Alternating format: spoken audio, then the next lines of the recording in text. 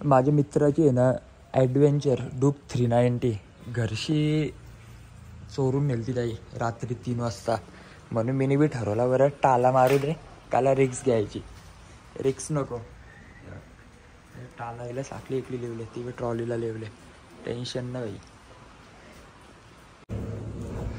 Bike चोरांपासून सावध राहा रे. त्याच्यासाठी आपण जे रातचे लॉक लावतो बघा बाईकला. आता समजा कुठं जायचं ना तर गाडीवर ठेवले, लॉक लावून ठेवले.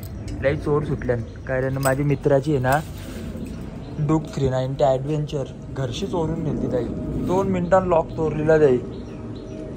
नाहीशा लगेच चालू बी होतं गाडी.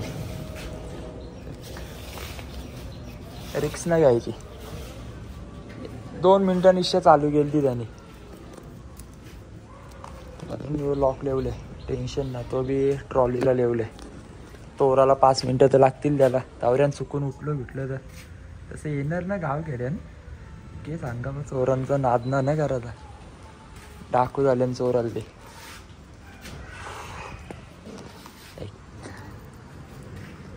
रॉकेट आहे रॉकेट. खाली पेट्रोल रास खाते भाई.